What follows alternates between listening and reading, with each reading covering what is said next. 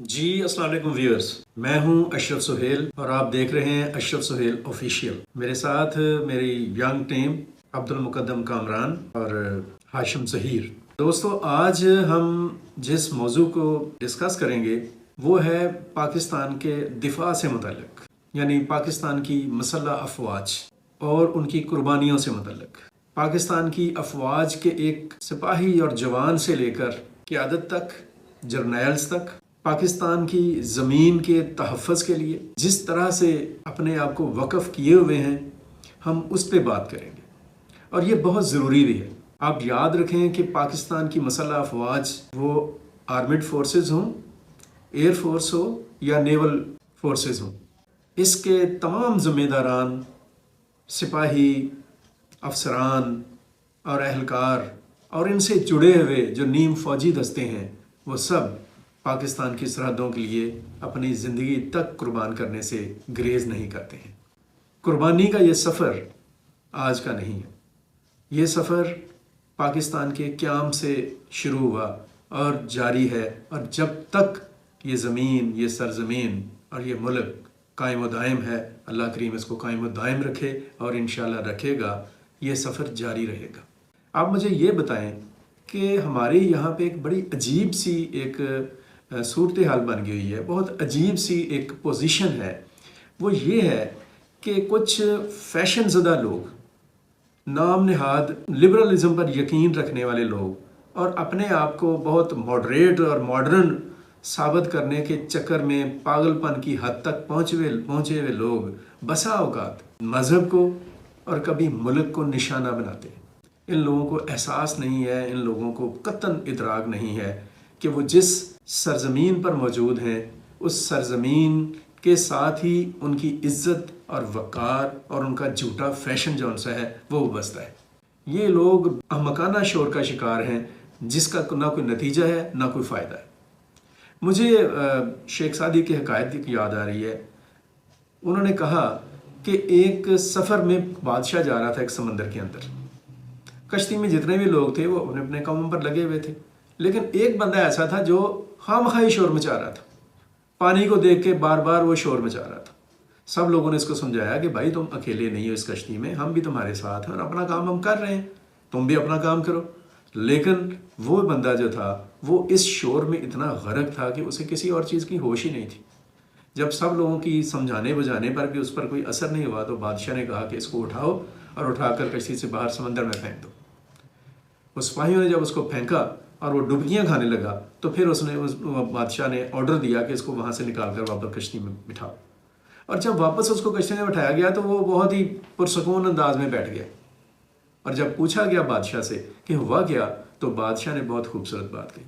उसने कहा कि जब तक ये समंदर में गिरा नहीं था, उसे इस समंदर के अंदर कश्ती की आफियत और अहमियत का अंदाज़ा नहीं था।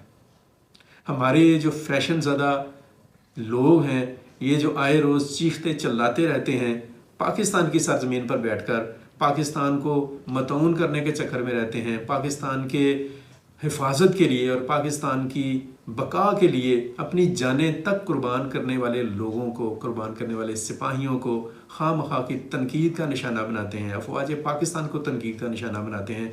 उन्हें अंदाज़ा और एहसास तक नहीं है कि वो जिस कश्ती में बैठे हुए हैं और जिस समंदर में वो कश्ती सफ़र कर रही है, वो समंदर इतना भयानक है कि अगर उनको उसमें फेंक दिया गया तो शायद उन्हें फिर समझ आएगी कि वो किस रास्ते का सफ़र कर रहे हैं, किस किस्म की वो साजिश का शिकार है। तो मैं बात बहरहाल ये कर रहा था कि लोग फैशन के तौर पर अफवाज पाकिस्तान को तनकीद का निशाना बनाते हैं, ऐसे ही खामखा, ना पता है ना किसी चीज़ का इल्म है। इन लोगों को, इन्हीं लोगों को अगर खड़ा कर दिया जाए सरहदों के ऊपर आजकल शदीद सर्दी के मौसम में और दहशतगर्दों के सामने और अफ़गानिस्तान से आने वाले शरपसंदों के सामने और इंडिया की साजिशों के सामने, तो ये शायद एक लम्हा भी वहाँ पे गुजार नहीं सकेंगे।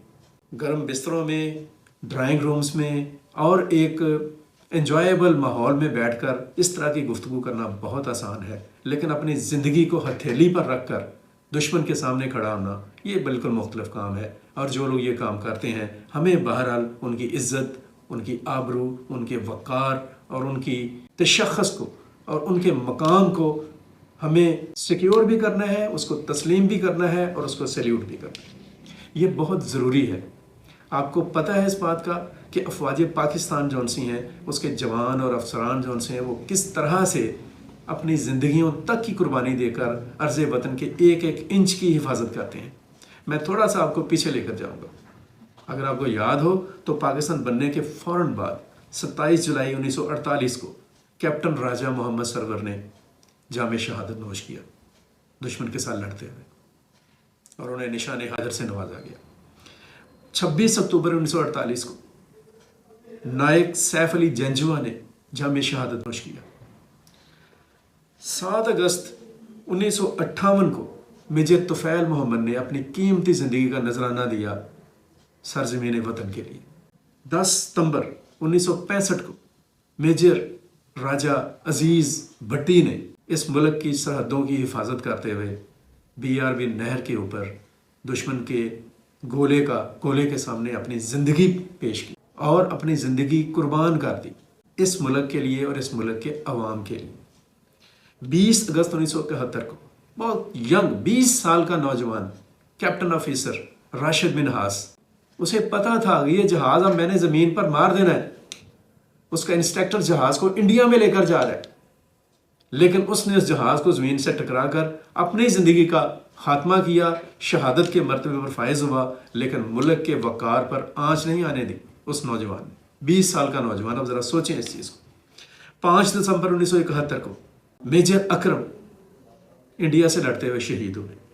6 दिसंबर 1971 को मेजर शबीर शरीफ शहीद।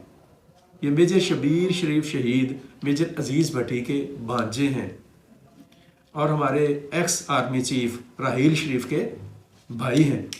इन्होंने अपनी जान का नजराना पेश किया। यह दास्तान यहाँ रुकती नहीं है, आगे जाएं। 10 दिसंबर 1971 को सवार मोहम्मद हुसैन ने शहादत का जाम नोश किया। 17 दिसंबर 1971 को लांस नायक मोहम्मद महफूज जौन से हैं, उन्होंने अपनी ज़िंदगी जो है वतन के ऊपर कुर्बान की। 5 जुलाई 1999 को मेजर कर्नल शेर खान ने अपनी ज़िंदगी जौन सी है वो कुर्बान की कारगिल की वॉर में। और 7 जुलाई 1999 को हवालदार लालक जान जौन से हैं, वो वतन की इज़्ज़त और हुर्मत की हिफाजत करते हुए इस दुनिया से चले गए।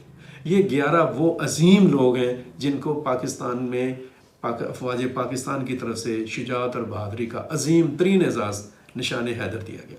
लेकिन ये दास्तान यहाँ पे नहीं रुक रही है। हम जानते हैं इस चीज़ को कि पाकिस्तान पिछले 20 साल से दहशतगर्दी, शिद्दत पसंदी, इंतहा पसंदी का जिस पूरी तरह से सामना कर रहा है, उसके मुकाबले में पाकिस्तान की सिक्योरिटी फोर्सेस के एहलकार और अफसरान किस तरह से फ्रंट फुट पर लड़ रहे हैं। 80,000 से ज़्यादा शहादतें हुई हैं, जिसमें पाकिस्तान के सिविलियंस, पाकिस्तान की पुलिस के लोग, जिसमें पाकिस्तान की आर्मी के लोग, एयरफोर्स के लोग और पाकिस्तान की सिक्योरिटी से वाबस्ता इदारों के लोग अपनी जानों को कुर्बान कर रहे हैं। और ये कुर्बानी का सिलसिला आज भी जारी है। अभी चंद दिन पहले बलूचिस्तान में दुश्मन से लड़ते हुए, बारूदी सुम का सामना करते हुए, दहशत गर्दों के खात्मे के लिए किए जाने वाले ऑपरेशन में कैप्टन फहद ने अपनी जान कुर्बान की है। और कैप्टन फहद उसमें अकेले नहीं है, उनके साथ 5 और भी एहलकार हैं। इसी तरीके से सूबेदार मेजर खुर्शीद अकरम, SSG कमांडो सिपाही बाबर, SSG कमांडो सिपाही सईद, ये वो लोग हैं जिन्होंने चंद दिन पहले बन्नू के CTD हेडक्वार्टर में दहशतगर्दों के हमले पर, और दहशतगर्दों ने उसको जो कब्जा कर लिया था एक तरह से उसके ऊपर, उन दहशतगर्दों को कॉर्नर करने के लिए और उनसे हेडक्वार्टर को महफूज करने के लिए अपनी जानें कुर्बान की और दहशतगर्दों को बैकफुट पर, बल्कि उनको वहाँ से ख़त्म कर दिया। और ये मैं वही आपको बात कर रहा हूँ कि ये एक जगह पे नहीं है।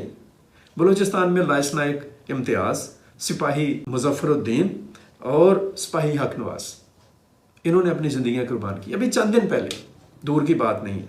इसी तरीके से शुमाली वज़ीरिस्तान में चंद दिन पहले 5 सिक्योरिटी एहलकार जो उनसे हैं, उन्होंने दहशतगर्दों के मुकाबले में अपनी जान कुर्बान की।